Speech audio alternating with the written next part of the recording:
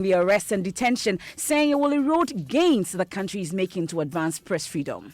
The GJA is shocked to the marrow. The GJA unequivocally condemns the processes and procedures adopted in seeking justice over the cybercrime allegedly committed by the two journalists. Such attacks corrode our international image.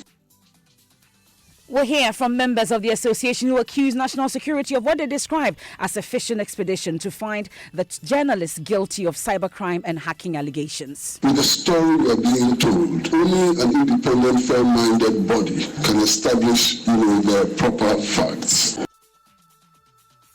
We'll get to hear from the other journalists in this matter. We've received a letter from their lawyers regarding that torture. Also in this edition, Tema West Assembly justifies demolition of over 1,000 wooden structures along the Tema motorway as it describes the area as a safe haven for illegal activities. Our object is to make sure we clear everything within our stretch. But as you can see, it is not even possible that we could even finish, even with 4 machines. The structures here, they are more than, they are close to about 2,000. And in business, Talu Oil confirms missing out on competitive bidding for new oil block, but yet to decide on next line of action. And in sports, Kumasi Asante Kotoko have terminated the contract of head coach C.K. Akono after 9 months in charge of the club. We'll get more when I join you for sports. And later, push for constitutional amendment to allow Ghanaians with dual citizenship to hold political office gathers momentum as President Akufo-Addo gives indication his cabinet will support it. We sincerely believe that removing the constitutional restrictions will quicken our commitment to allow Ghanaians living abroad to participate fully in our national discourse. The question of the political rights of dual citizens is a matter for Parliament, and an opportunity is going to be provided soon for Parliament to address.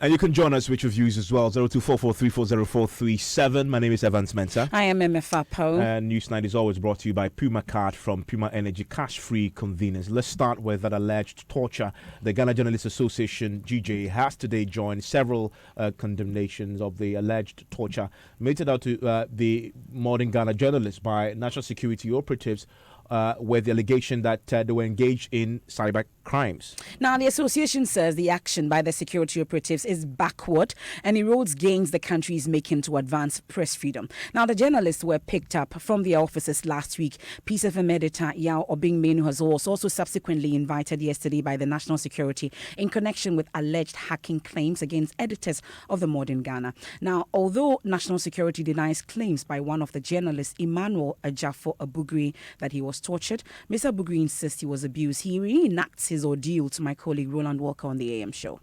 I told them I'm not the one who wrote that story. It was my reporter who did the story, and he did it out of a press release. And they asked me, did I try finding out where he got the press release? And I said, he's a journalist and he should know his source very well. Then they gave it to me. They gave it to me. You mean continue slapping? Yes. Because this person will slap, then this person will also continue. Your hands were tied behind? Yes. So this person gives, this person follows. So back and back from here. And then I should stand up. I should go through another phase, which is a military style. You mean after all this drill, yes, you had to go through another process of drilling? And which one was it? So I had to lean against a wall with my legs up and my legs down. You mean upside down? Yeah. As if you're exercising? As if I'm doing a push-up with my legs up. I lean against a wall. Upside down? Yeah. So your legs were up? My legs were up. And then? Down. On the ground? On the ground. Who was lifting you up? You did it yourself? I did it myself. And then what happened? They untied my... So they told me to be there. So I did to a point I could no more do. Then the guy came. All of a sudden the guy came. The guy came and gave me a heavy slap on my back. Why? And I fell. And he told me that do hand press and stand up. And I did hand press, didn't hand press. He said stand up. And I said I can't stand up. Then he put his hand And he put his hand here. I lay down flat. So he put his hand here and lifted me up. So he lifted me up this way. So I lay down flat. Yeah. So something like this. So the guy lifted me this way, and pulled this way. You see? So this way, when I was this way, then the other guy came. And then, you see, and hit me. And I fell flat. On your spine? Yes. On my spine. Yeah. So that is one of the modern Ghana journalists who says alleged that he had been tortured. There is a statement from the second journalist also that we'll share with you shortly that his lawyers had altered. But today, the Ghana Journalists Association, they've been addressing a press conference. The GJ president, Roland Afomoni, has says that this is absolutely condemnable. He's been calling for an independent probe.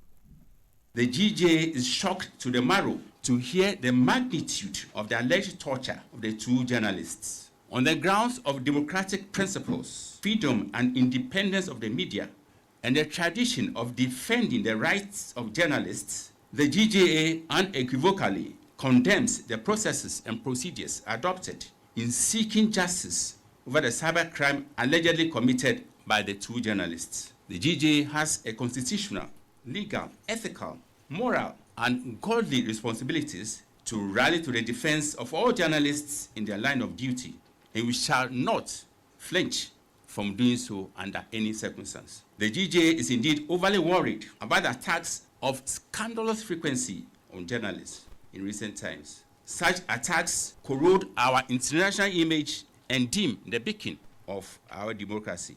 Therefore, we call for an independent investigation into the alleged torture. Our simple request to the government is this: please work and be seen to be working on restoring confidence that the Ghanaian media environment is safe and still a reference point for the rest of the world. So that is a GJ president, and there's far more that was said at this press briefing that will bring you shortly. But there is a letter that had just come in from the second modern Ghana journalist who was also arrested last week that we want to share with you first before we go into the other details that the GJ has been putting forward today. MFA, what does this letter say and who is it from? Okay, so this letter is from Deborah Asabri Amiel Esquire, barrister at law, and she's lawyer for Emmanuel Brichum. And the letter says that the attention of my client, Emmanuel Brichum, a reporter with modernghana.com, has been drawn to widespread news report that he and his editor, Emmanuel Ejafo Abugri, have become the latest helpless victims of perceived or real state-sponsored violent crackdown on media practitioners in Ghana. It goes on to say that Mr. Brichum wishes to make it known to the public and colleague journalists that he was neither tortured nor brutalized during his arrest and subsequent detention by the National Security Operatives on Thursday, June 27, 2019, over a matter that is presently under investigations. Mr. Brichum was granted bail on February 28, 2019, after having been interrogated. It is the case of my client that some attempt have been made in the media to draw into the raging debate over an alleged unlawful arrest and torture-leading interrogation of Mr. Ejafo by the National Security Operatives. For the avoidance of doubt, my client wishes to state categorically that he neither witnessed Mr. Ejafo being tortured or brutalized, nor did he elect anyone to speak publicly on his behalf on the matter in issue. He wishes to dissociate himself entirely from allegations of misconduct being leveled in his name against the national security over the aforementioned issue in the media. Mr. Brichum wishes to assure the public that he will cooperate fully with the police regarding the ongoing investigations to help ensure the matter gets its logical conclusion. In the meantime, my client wishes to state with emphasis that he is a law-abiding citizen and he is innocent of the reported criminal wrongs that have been alleged. We can now speak to lawyer for the journalist Emmanuel Brichum, Deborah Sabri Ameya, joins us on the telephone line. Thank you very much, madam, for your time here on Newsnight. Okay, so your client says he neither witnessed torture or the alleged brutalization. Was he held in the same room with Mr. Ejafo? Not so, please. He was in a different room, whilst Mr. Ejafo was also in another room. So he couldn't have known what was happening to Mr. Ejafo in that other room. Exactly so. So the allegations that have been made by Mr. Jaffo, based on his own experience with the national security. Just clarify this for me. Your client isn't saying that didn't happen, just that he can't confirm because he was in the room and cannot tell if that indeed happened. Yes, that is so. In this matter, though, what has your client told you happened when he was picked up? Because we've also heard stories about the manner in which they were arrested. What has he told you about the manner in which they were picked up last week?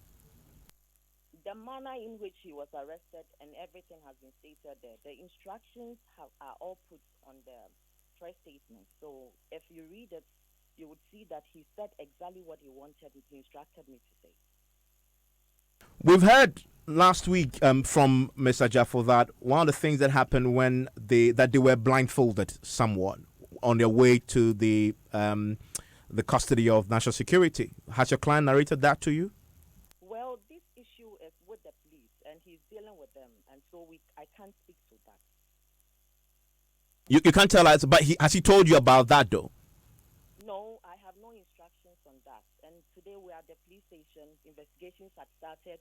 They've taken all his mobile phones from him, and they said he should come tomorrow to continue. So we are leaving that to the police, and we hope that after a thorough investigation, the truth will come out, and then my clients will be vindicated in the end. Has he been charged with anything? Not what I know of at the moment.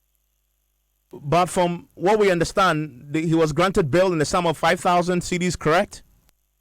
Well, that a relative came to bail him, and I can't go into that. As I told you earlier, the case is with the police. So if you can let the police do its work, then the whole thing will come to a conclusion for you to get the right information to make announcements on. I asked a question about the bailing in the sum of that amount, just because of the other question I asked about whether it has been a formal charge. Was he cautioned, and when was cautioned? What was the caution exactly? If you can help us understand that. Please, I don't want to speak to the caution. Simply, I just don't want to speak to it. But just go strictly by what I released in the press statement, and then that is it. That's the statement and its instructions. Just confirm also for me, what is he being investigated for? I don't want to speak to it. Sorry for that, sir. Is it cybercrime? So many things are in the media, but I don't want to speak to it till everything comes to an end. So just go by what I have issued, and that is enough. How is your client doing now? He's very fine. Was he at the police station today? Yes, he was there. But Mr. Ajafu wasn't there. Is he expected to return? Sure, yes. Tomorrow he would go back to the police station. When he was, since the contents of your letter was about what might have happened while they were in the custody of the national security, when he was there, he wasn't touched at all, apart from him being questioned on some issues. Exactly so, according to the instructions he gave me, and I can't speak further to that. So he wasn't touched physically. Did he feel, what about whether he was emotionally affected by this based on the way he was handled? No, please. And he was not touched at all, exactly as we have put it in the press statement. Sorry. How long was he held for? 24 hours. 24 hours? Yes, please. And what was he questioned about when he was in the custody of national security? I'm not speaking to the question. Simply speak, please. I'm asking that because you wanted to stick to the terms of the statement of issue, which has to do with what happened when he was in the custody of national security. I'm asking you, yes, you say he was questioned. I'm asking, what was he questioned about? I'm not going to speak to what he was asked, please. My client would be questioned and he would speak to that. I have instructions on whether he was brutalized or tortured, and he has said that he was not. So that is what I've issued, so that it can clear the air and his colleague too can go on with his own issue. Thank you, sir. I'm grateful. That is the lawyer for Emmanuel Brichum. He is one of the other reporters that were both arrested last week by national security operatives and kept, as you've heard the lawyer say, for 24 hours. They all both worked for Modern Ghana. We've had Emmanuel Ajafo Abugri, who is the editor who had reported to us and has said publicly to us that he was tortured. They used a taser on him. He was punched and manhandled, which has become a subject of wide condemnation. The other reporter who was also arrested, Emmanuel Brichum, has a statement out tonight saying he did not witness any torture. But as you just heard the lawyer confirm, both gentlemen were kept in separate rooms. And the lawyer agrees that there's no way Mr. Brichum could say with any certainty that he knew what happened to Emmanuel Ajafo in his detention cell. And I also asked him categorically, he is not by any stretch of the imagination suggesting that what Mr. Ajafo had claimed had happened to him. He's not claiming, he's not saying in this statement that he can say with certainty that it didn't happen. Just that he can't say because he was in the same room with him. He doesn't know what happened to Ajafo and therefore didn't witness it. Mr. Ajafo was in a separate room. He was also in a different room, and there's no way they could have known what was happening to each other. But that's Mr. Emmanuel Ajafo's account of what happened to him. And at this press conference that was held by the GJA today, there was outrage. Of course, there was a widespread condemnation. They described it as backward, amongst others, that they will erode the gains made in press freedom. But all through it, during all the condemnations, they've been mention of two journalists that were assaulted, but now that is clear. It's only one journalist, we're told. But Komla Adom was there for us during that press conference and joins us in studio. So what exactly does the GJA want done in this matter? MFI, the GJA wants, apart from asking for the independent commission to be set up to probe this particular matter, the association wants government to demonstrate that it respects the rule of law, it respects the rights of journalists, because according to the association, there's been many instances of abuse and torture against journalists in the last few years, and they would not sit for this to slip by. And so they're calling on government to show some commitment that the rights of journalists in the country will be protected. But at this press conference, though, did we see the two journalists, or did we see any of them there at that press conference? Emmanuel Ajafo was there. I mean, he came there belatedly. He was there. We were told that he was just arriving from the police hospital where he was expected to have undergone some medical examination. Okay. He was also expected to have gone to the police station earlier today, but because he went to the hospital, he was unable to show up at the police station as of 9 a.m. that he was expected there. So he showed up at the press conference after 12. Okay. And that was when he had finished his processes at the police hospital, his medical examination. Now, apart from the GJA president, though, a member of the GJA legal team, Samsi Ladiayenene, says national security officials are actually clinging to straw to find the two journalists guilty of the crime. How's this? Well, Samson says from their engagements with the two journalists and the accounts that is available to them by the two journalists, there's been no evidence of a commission of a crime in terms of cybercrime and hacking, as has been alleged against the two. So he says on the basis of the interrogation so far and all the evidence available, there are no reasonable grounds for these two journalists to be cautioned or charged with any offense. We can say that from the processes so far, all the lawyers, we agree that an operation appears to have backfired, and now they are hanging onto straw to use to justify the unlawful, criminal, and unconstitutional conduct. There may be questions of ethics as regards the journalist and the editor who employed him, but there clearly is no a criminal offense in this matter. I dare say that if there was a criminal offense, as the government statement has stated, that they were going to be put before court yesterday, they would have been put before court earlier than yesterday. They can't find a charge because there is none. There probably will be a trumped up one, but it will be decimated in court because the court will not entertain the prosecution of its processes. Now, Komla, editor-in-chief of the Inside newspaper, also addressed the media, and amongst others, he's also saying that the police cannot be trusted to carry out any decent probe into allegations of torture. What does he want done then?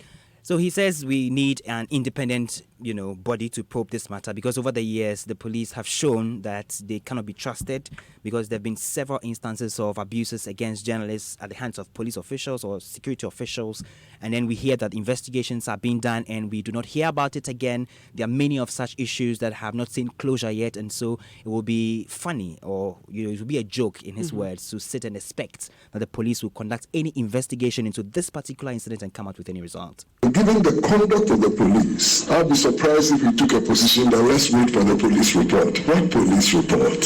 We need an independent, fair-minded body to establish the full facts.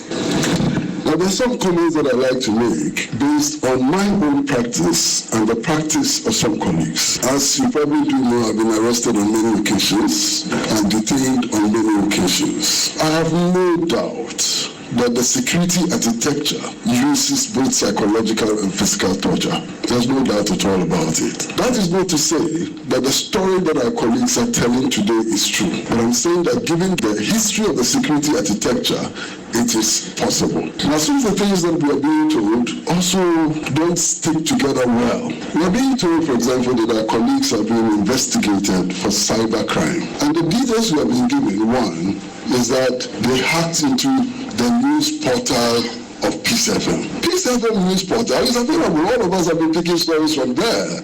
There's no secret there. So how does it become a criminal offense for hacking? And what is hacking, by the way? I don't understand. There's a huge problem with the story we are being told, and only an independent, fair-minded body can establish, the proper facts. I mean, at the initial point of arrest, nobody knew about what had happened with the Peace FM news portal and so on. It was in the process of investigation that they found something that they thought they could hang on to. That's problematic. And again, we are told that the allegation of torture will be investigated and that the victims can go to hospitals and so on. I've done my own independent checks. I'm sure some of you have done your own independent checks. And indeed, what the doctors have told me is that after 72 hours, it will be very difficult to find evidence for some of the things that they allege happened to them. You heard the managing editor of the Insight newspaper, Kwesi Pra Jr. We've been joined on the phone by GJ President, Mr. Philmoni. We're grateful for your time here on Newsnight. So, during your press conference, we heard you talk about 2 journalists that have been allegedly assaulted and tortured while in the custody of the national security. Tonight, we've just received a letter from one of the lawyers of Emmanuel Brichum, one of the other reporters, saying that he was neither tortured nor brutalized. What did your checks reveal prior to this press conference? It has earlier been banded in the media, sections of the media, social in particular, that the godfather of Brichum was claiming that Brichum was never tortured whilst in Biana custody. And so the issue came up this morning, and according to our lawyer, Samson Ladia, he asked Brichum thrice in the presence of the police, and he did admit that he was brutalized whilst in BNI custody. So only for us to hear this new twist to the whole saga that he wasn't brutalized. I believe we are not lawyers, so we are less interested in any legal gymnastics over this issue. So we have a godly, ethical, legal, constitutional responsibility to rally to the defense of our people. Anytime they are brutalized, and we shall never flinch from doing so under any circumstance. But did he say to Mr. Ladiayenini, for instance, what kind of torture or brutalization that he went through, especially Emmanuel Brichum we're talking about? Mr. Ayenini did not go into detail, but he said he did ask him thrice, and he admitted that he was beaten. Well, we're trying to establish contact to Mr. Samson Ladiayenini, but amongst others that you're asking for is an independent probe into this matter. What kind of probe are you looking for when you talk about an independent probe? We are not contending 2 conflicting issues. One, from the side of the BNI, which is claiming that the journalists were not brutalized by the BNI operatives.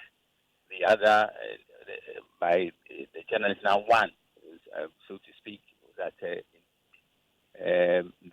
were manhandled and subjected committed all kinds of indignities, brutalities. And so in between the two conflicting positions lies the truth. So it will take an independent committee or commission to ferret the truth from these conflicting positions. It will take BNI alone to come up with the truth. It will take police alone, CID to come up with the truth. So we are inclined to believe that an independent committee to this matter will bring out the truth, and based upon the truth, the necessary follow-up actions will be taken.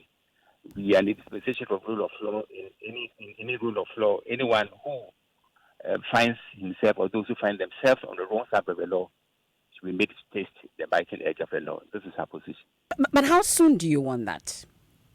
As soon as possible. The magnitude of the offense is such that officialdom does not need any prompting to act upon this issue. Mind you, our image as a democracy, as a media system, is very profusely. And one practical step to help stanch the blood flow is for this committee to be set up and for the truth to be ferreted from the two conflicting positions. Well, fortunately, we've been joined on the phone also by Mr. Samson Ladia Ayenene. Hold on for me, so we bring him into the discussion as well. We're grateful for your time here on Newsnight, Mr. Ayenene. So, Mr. Breachum's lawyers have just written to us saying that he was neither tortured nor brutalized whilst in national security custody. He also did not witness Mr. Ajafor being brutalized by the national security operatives. But we're hearing from Mr. Philmoni that you actually asked Mr. Breachum three times, whether he was brutalized, and he responded in the affirmative. In the presence of the police. In the presence of the police, is that the case? I asked Breachum yesterday, and as at yesterday, by 2 and by 5 p.m. when we left the police station, myself, my senior Raymond Barnabu, and one other lawyer we had been speaking on phone, not the one who just spoke to you, were the ones who prepared and spoke to these guys and went to represent them. I am learning for the first time that he has decided to get another lawyer. That is fine by me. So here, I asked him once, twice, 3 times, and more. In fact, I may have asked him more than 5 times, not him alone, in the presence of the other lawyer, who is my senior, in the presence of Emmanuel, in the presence of another of their friends, in the presence of the One Ghana Movement Senior Kosi, whose organization made contact with me, and Arthur Money and guys like Kenneth Sibe, whose encouragement got me. I abandoned a matter I was dealing with in court, took time and asked them to be brought. They came over. I took my time painstakingly, asked them one question after the other, and actually told them to their face that I will not be representing people who are not honest. And so, for once, for twice, for 3 times and more, I asked them, and they repeated their answer, which was 1. We were assaulted. It is Ajafor who uses torture, but he did not speak about torture. In fact, let me add this to you. In the presence of all the guys that I have named, I asked him, so why is it that your statement that the police took without a lawyer in your presence, which you say you didn't like to give a statement without a lawyer, why did you not state in the statement that you were assaulted like Emmanuel had done? And he said they were told by the police that they can change the statement or they can add on. And I said, you are right about that. So we'll work on that so that you add on it. Not myself alone, but the other lawyer I referred to gave the same advice. We gave our professional best. We interrogated them to a point where we were sure that we could believe their statements and proceed on that. So Samson, there are multiple witnesses to his testimony to you that he was indeed assaulted. Multiple. And as at this afternoon, when Ajafu eventually in the morning he was complaining about his back, he went to so the decision was that it's better for him to go to hospital first because there's been back and forth. He's not been able to go to hospital. But he did a first initial hospital attendance, and there were medications, including injections, that were given him that he went to take. So this morning we said, okay, your health is most important. Take care of yourself and come to the police. They say come at 9. We, the lawyers, have told the police we can't be there at 9, but we'll be there later. So I got there by 12, midday, and Brichum did not tell me he had another lawyer. He told me his phone had been seized, and I went to the investigators and questioned them why they seized his phone. I was, at that moment, still asking for him. He never told me that there was some other lawyer. So it is strange that some lawyer has surfaced and says that he's representing Brichum. So as of 6 hours ago, you were representing him. I had gone to the police station. He had been there at 9, and I had told them long before yesterday, myself and Raymond, we had told them that we cannot be there at 9. We will be in court, but we'll join them later if they are still there, because there was a possibility that they could prepare them for court. And when I got there and interacted with him, he said, my phone has been seized. I said, who seized it? He directed me to the investigator. I went to him. I said, why did you seize his phone? The guy tells me his commander asked him to take the phone. I looked at him, I laughed, and I said, you know, some of the things you are doing are wrong. Then I went back to Brichum and I said, okay, they have taken your phone, but they cannot force you to give your password. In fact, they are not allowed by law to access the content of your phone without a clear order of the court. So if they have seized your phone and you're already giving it, it's okay, don't worry. Sit quietly and don't allow them to force you once again, as the national security did, without your lawyer and without anything. So I'm hearing this for the first time, that if his decision is to, all we are doing as lawyers is that we're called to assist. As a lawyer, I understand my duties. I have fourfold duties to clients, to the court, to the profession, and to the citizens. Particularly, the GJA has consistently gotten to me when matters have happened, because I have been defending the journalists, and I don't defend them blindly. So it is very strange. The statement that you just read is very, very strange. But what could be your suspicion as to what could have changed within this period? I will have no idea, and I think I ought to be cautious not to speak any further from this point. Okay. As long as once there's a letter written, it means he has nominated and procured another lawyer. Okay. And, as I said again, as of 12, when I entered there, that idea, I had no idea, no clue. And I took his burden upon myself and went to challenge the police. That's interesting, though.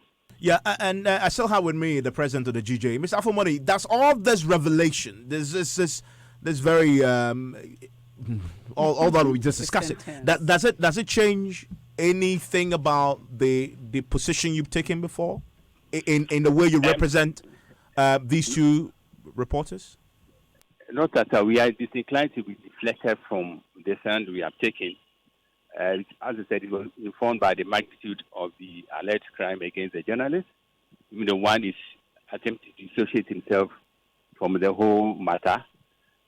We are hesitant to allege manipulation of unthinkable proportions in this matter. We leave it to the conscience of the journalists and the good people of Ghana to judge. I'm grateful that you joined us. That is Afomoni. He's the president of the Ghana Journalists Association. Listen, you want to get in touch with us on all that you've heard today.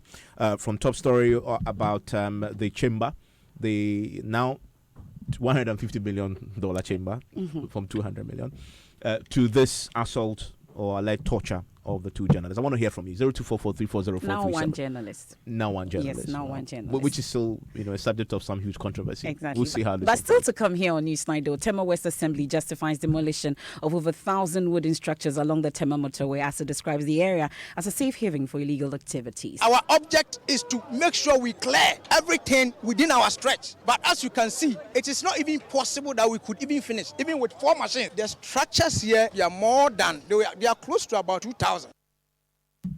We have all that and more coming up here on Newsnight, but it's time now for business. George, already depreciation are set in for the value of the building yet to be constructed, right?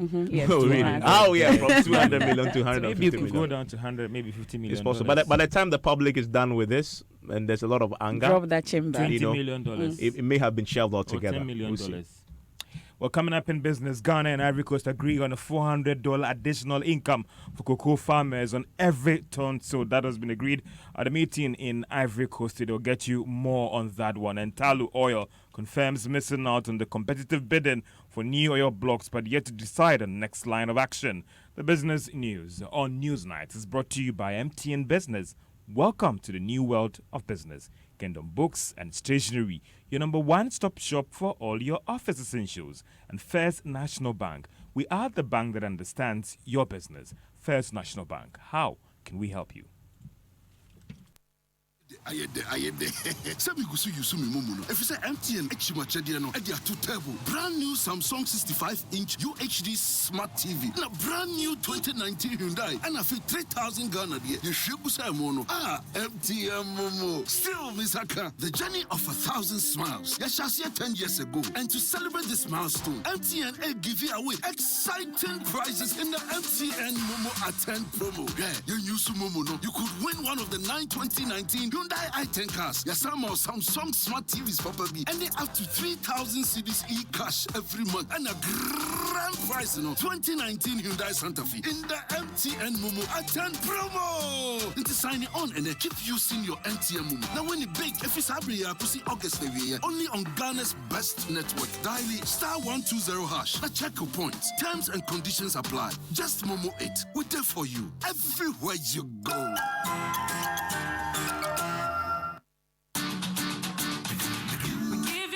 But the best, we stay above the rest. More quality, more affordability. Kingdom Books and Stationery. Everybody's going to the one and only shop where customer satisfaction is a guarantee. Kingdom Books and Stationery. Oh yes, with our 30 days credit facility with no interest charge, free delivery services, and our free consultation on setting up your office, Kingdom Books and Stationery is unmatched in our delivery of quality and affordable office essentials, equipment, and furniture. Experience world-class customer service in all our branches in Accra, Tema, Kumasi, Cape Coast, and Takoradi. Call us on 0302-764-101 or visit our website at www.kingdomgh.com. Kingdom Books and Stationery, your number one-stop shop for all office essentials and stationery. Terms and conditions apply. Imagine living in a world of comfort and luxury. In a well-planned and gated community with access to an ultra-modern sports complex which has Olympic-sized swimming pools, football, basketball, athletics, and gym facilities. I'm talking about Eden Heights, the new destination for luxury in Ghana. Eden Heights is developed with the highest grade of finishing in our penthouses and our 1 to 4 bedroom apartments, and is located close to the beach resorts along the Atlantic Ocean, about 30 minutes drive from the airport and 5 minutes walk from the West Hills Mall. Eden Heights is the ideal location for luxury. Visit us at edenheights.com.gh or email to sales@edenheights.com.gh or call us on 050-153-1444 or 050-153-1445 for more information. Eden Heights, welcome home. Honey, I need to get some. But I don't have cash on me. Let me get some fuel quickly and let's go. And how are you going to get the fuel? I thought you said you didn't have cash on you. What is this one? My Puma card. All it takes is a card. The Puma card allows you to buy fuel cash-free from all Puma energy filling stations. You can use your Puma card with any Visa points of sale and ATM across the country. The Puma card also works on mobile money. You get amazing discounts when you fill up with your Puma card. So register for free and get your Puma card instantly at any Puma filling station. And you only got one for yourself, eh? Yeah, would I have had that piece of mind? Oh, thank you, honey. And where are you going? I'm getting something from the shop real quick. I need to test the card. Puma card. Cash-free convenience.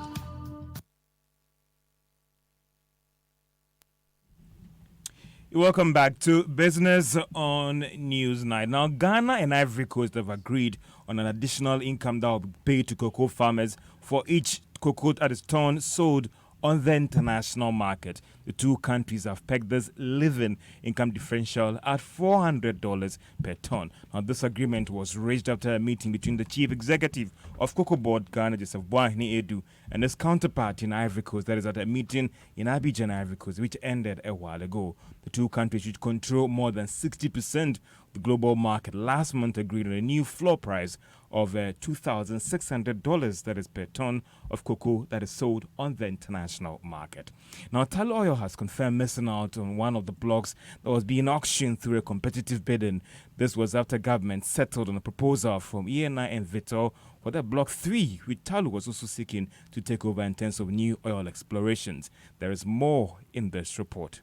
Sources close to the oil exploration firm say they are yet to decide on the next line of action after losing out on this block. We were, however, not being able to establish from our sources as to what actually resulted in their loss. Tullow Oil was one of the strong contenders to be selected as winner of the Block 3, but it looks like they were not selected.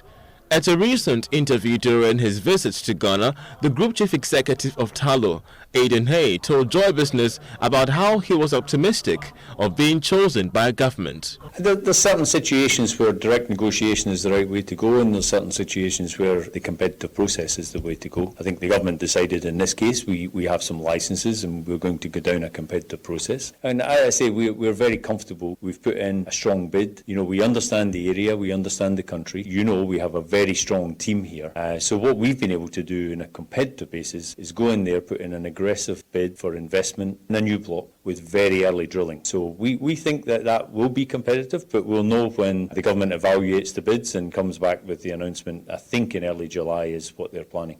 It is not clear for now whether this could impact Tullow Oil's future plans in the country when it comes to oil explorations and securing new blocks. According to the Energy Ministry, it has asked two separate joint partner oil firms to submit their petroleum agreements to aid the handing over of the blocks for the necessary exploration to start. Business Desk report. Now, Ghana risks losing out on the Continental Free Trade Agreement if the country's high tariffs and tax regimes are not addressed. Now, that's the one and captured in the Economic Development Africa report put together by the United Nations and released in Accra today. Presenting the report, managing partner for CCDA, that is consultant Philip Kobner, said it will benefit the country if these concerns are addressed on. Gains, however, may not be evenly distributed among member states, depending on the trade patterns, depending on our tariff profiles, depending on our liberalization schedules, and then dependence on tariff revenue. Our fee charges were higher than our next door. So if you took your container from Togo, and then you added the transportation from Lomé to Accra, it was still cheaper. Then it means something had to be done about it. These are some of the things that this report is trying to recommend, that we should look at the tariff regimes that we have and to what extent are we going to, if you like, rationalize them in such a way that we have a lot more economic or trade activity. Managing partner for CICADA, that is Philip Kobner. Now, some players in the insurance industry have described the recent minimum capital increase as prudent to help with capacity challenges facing the industry. The National Insurance Commission recently actually increased the capital by more than 200% as in the minimum category for every insurance player in the industry. Now, one of the players, that is the group chief executive of Holad, Patient Tachiano, tells Joy Business it would come actually to go a long way to help these firms to take on bigger transactions. But capacity is, you can't do much without a big capacity. So whilst I appreciate the argument that people are niche focused. And there'll be some that want to do little business around motor, etc., who do not need much capital. The argument is valid on its own. I still think that as an industry, we don't have much capacity. With minimum capital requirement currently sitting at 15 million CDs. How much can you do? And that is why when it comes to the oil sector, for example, there's a pool system where we have the GOGIP, looking after the insurance needs of the oil industry. But guess what? Because of lack of capacity, a lot of the premium that we make there goes out as reinsurance. Once again, even if we are allowed to insure oil on our own, we will have to reinsure most of it out without capacity because our balance sheets can simply not take this kind of risk. Does it mean that if there's legislation to compel these companies to insure, you think that again capacity issues would expose us? No, capacity issues would definitely expose us if we don't build enough muscle to be able to take advantage of the emerging opportunities from a growing economy like ours. And having said that, however, I actually appreciate that there will be smaller local players that may not have, the capital. And I think the way forward is more collaborations among insurance companies. So we do more co-insurance. Patient Achano is the Group Chief Executive of insurance firm Hollard. And that's all for business on Newsnight. Enjoy the rest of your evening, George. Let's take some of your messages that you've sent via WhatsApp on 0244340437. This one says, this one is from Bobby Boss Teacher Mante. It says a proposal from Parliament to build new 450-seater chamber in this crucial moment is a misplaced priority of the century and needs to be condemned by these well-meaning MPs as soon as possible before we, the citizens, descend on them. And this one from Atayi Inla says, JoyFM, God bless you for dealing with the selfish parliamentary members' demand. Just look at the condition our schools' kids go through. Peter in Accra says, why didn't the GJA wait for investigations to be completed before condemning the BNI, National Security, on the issue of torture? Kofi Mensah in Teshi Nungwa says, if your mother is dead and you tell people that she's sleeping, it's your own cup of tea. If you received slaps and you say nobody slapped you, it's your own face. Nana on the Spinkters Road says, Evans, we don't care what year, when, and who informed who about the new chamber.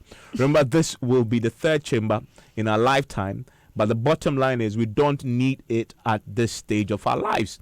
In my 35 years in the UK, there are times when all politicians have to be in Parliament. You see them standing. Please channel our money to develop our roads, hospitals, etc. And by the way, you want to watch PM Express tonight at 9 p.m. because this same point, Jackson, that you made about, and the point you make about the UK, Nana, that you make about the UK and standing, I put that same question to the Majority Leader and Minister for Parliamentary Affairs. His answer will fascinate you. You want to stay and watch that from 9 to 10 p.m. here. Of course, I say here on the Jordan channel on Multi TV. Now, New Queen Teshi finally says the building of a new chamber in Parliament is a total waste of the nation's dear resources. There are various sectors of the economy that needs attention. Some of your messages that you've sent in via WhatsApp. Now, Tema West Assembly has been justifying the demolition of over 1,000 wooden structures along the Tema motorway, describing the area as a safe haven for illegal activities reported in the last few years. Over 1,000 wooden structures along the stretch were pulled down in an exercise sanctioned by the National Security to clear the motorway of squatters. Joy News' Matilda Bomaga was interacting with some of these squatters. You pay some rent. Who do you pay to? I pay the money to Baba. Who is Baba? The one who the caretaker. Who is he? What does he do? And why do you pay to him? The landlord. He took him as a caretaker of this land. Who is that landlord?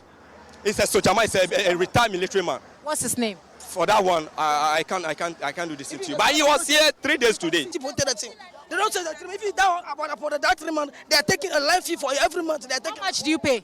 People are paying. Some people are paying 15 cedi, 20 cedi. Every month. Every month. 3 days and 3 months. 3 days is too short for us to vacate a property. So the 3 months they should come to us so that we can move. By 3 months, we will all relocate. They said they've been doing this almost all the time. No. And you agree with me that this place It doesn't belong to you. No. So if the government wants its land back, it is just proper that you peacefully move out of the place. No one is owning this land by force, or no one is autonomous on this land. You understand me? No one is autonomous.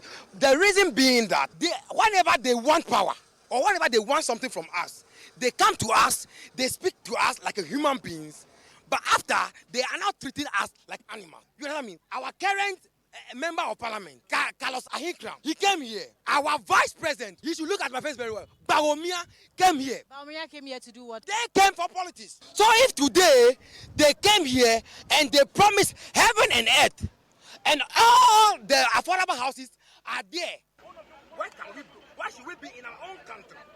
Why should we be in our own country and they can provide a place for the middle or the last class people to even do a rent? How much is my pay and how much do you want me to rent?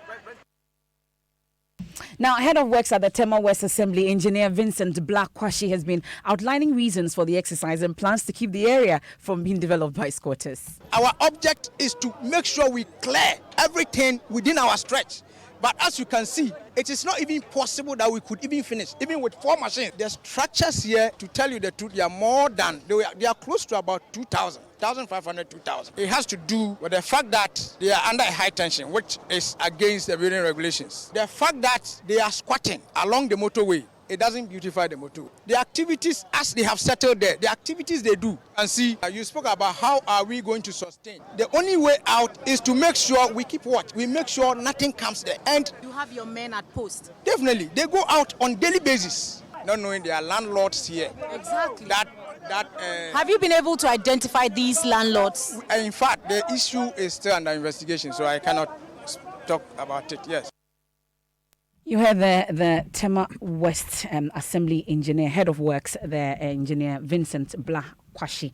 Let's do sports now. And Hans Mensah Ando, it's been a while. Well, yeah, it's been a while. Yeah. I mean, of course, the Africa Cup of Nations resumes later on Friday, so look out for that one. But interesting development coming out of Kumasi because the Porcupine Warriors Asante Kodoko, they've terminated a contract of head coach CK Akono after a 9-month spell with the club. Akono signed a 3-year deal with Kodoko in October last year after terminating his contract with Ashanti Gold. Now we understand that CK Akono was given the position of a technical director, which he rejected. Hence, the club moving to abrogate or terminate the contract they have with the former Black Stars winger. So that's very, very interesting because of CK's exploits with the Porcupine Warriors in the CAF Confederations Cup. People were looking ahead to him guiding the club into the CAF Champions League and hoping to compete for honours on that level. But CK himself has confirmed that he's no longer with the Porcupine Warriors. That's your sports. Thank you very much, Hans Mensah Ando. Now, there's good news for Ghanaians in the diaspora pushing for amendment of constitutional provisions in Article 8 and 94, which restricts the right of Ghanaians with dual citizenship to participate in multiple discourse. Now, President Akufo-Addo is assuring his cabinet will back it once a draft bill is presented for consideration. Currently, Ghanaians with dual citizenship with desire to serve in government must first renounce their citizenship with their secondary country. Now, at the second diaspora conference currently underway in Accra, head of the diaspora office at the presidency, Akwesi Ewa Abebio, says the contribution of Ghanaians abroad is enough justification for the amendment. Over the last 2 years, we've constituted a team of diasporians to lobby the appropriate stakeholders for the amendment of Articles 8, Section 2, and 94, Section 2A of the 1992 Constitution, which restrict the right of Ghanaians with dual citizenship to fully participate in Ghana's socio-economic discourse. We sincerely believe that removing the constitutional restrictions will quicken our commitment to allow Ghanaians living abroad to participate fully in our national discourse and benefit fully from the opportunities this nation has to offer. We recognize His Excellency, President Nana Addo Dankwa, is a great champion for the best cause of Ghanaians, including those living abroad, and will continue to support our appeal for equal citizenship and political participation. On the implementation of the Representation of the People's Amendment Law 1992, PNDC, alias ROPAL, Our team continuously engages the Electoral Commissioner with practical suggestions towards implementation. We are not going about waving placards for people to know that this is what we have to do, but we have a constructive engagement with the Electoral Commissioner. They've called us into their office, we have engaged them, and we are happy to state here that it was well received, and we are happy with the developments the Electoral Commissioner is putting in place to give the Ghanaians the necessary votes.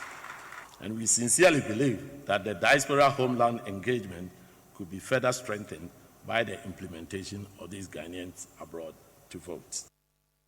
Now, President Akufo-Addo indicated his cabinet will support a draft bill once it is presented for that consideration.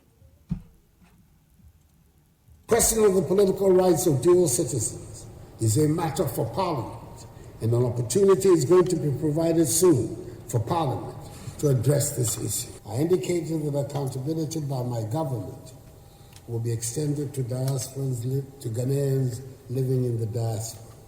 And I believe to a very large extent I've lived up to this pledge. In my visits to countries outside our shores, I've engaged members of the Ghanaian community, not only to tell them about the progress being made in our country, but also to listen to their concerns. When I was informed that remittances from Ghanaians in the diaspora has increased by nearly 50%, from 2.2 billion United States dollars in 2017 to 3 billion United States dollars in 2018, it reinforced my decision to continue to engage with this important constituency that continues to support the growth and progress of our economy. This bill will help deal effectively with all matters affecting overseas Ghanaians, because we believe that beyond the remittances you bring back home, you, the Ghanaian diaspora, have a crucial part to play towards the growth and development of our country. I look forward to the bill being brought before Cabinet and worked on expeditiously to be laid before Parliament. And police are on a manhunt for a 17-year-old man who allegedly, 70-year-old man who allegedly defiled a 14-year-old girl at Intom, a town in the Upper Daintree West District. The man, who was allegedly admitted committing the act, has since fled the town with his mother to escape the wheels of justice. Ernest Menu visited the victim and his family at their farmhouse and now reports. Tia, not her real name, is the second of 8 children. Determined to change the fortunes of her family, she takes her education seriously. Every day, she walks several kilometers to school. But a year ago, the actions of a 16-year-old boy changed her life. Ekia was defiled and got pregnant. I walk alone to school, but return with my siblings. I always see this guy on my way to school. One day, he accosted me and raped me. Looking very shy and carrying her 4-month-old baby, she tells me she didn't know when she got pregnant until her mother and her teacher said so. Moreover, the perpetrator had threatened to kill her if she told anybody. He told me he will kill me if I tell anyone. Ekia's father, Jonathan Say, says he reported the issue first to NGO World Vision Ghana, the police, and then to the Social Welfare Department, where the perpetrator took responsibility for the pregnancy and promised to take care of the child. Initially, the boy failed to show up at the social welfare, but he came after the lawyers wrote to him. But after a week, no one came here. So I went back to town only to find out that the boy and his mother had left.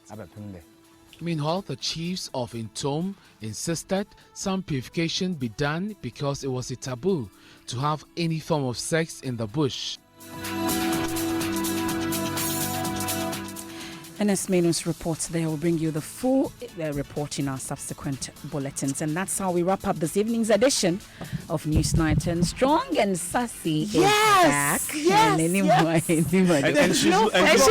And she's looking strong and sassy tonight. Thank you guys. We're very happy that there's no football tonight. So you and who are happy? Me and my crew. What is your problem? Okay. What are we talking about We're talking about how to cope with your relationship during football season. So how to cope with your men when they're engrossed in football? I have an idea. I know what works for me. What works for you? See me Chambers. Oh, you dare. So stay tuned, and we're going to be doing that from 7 o'clock once MFA and Evans leave the studio. And we do that right now, by the way. Enjoy the rest of your evening.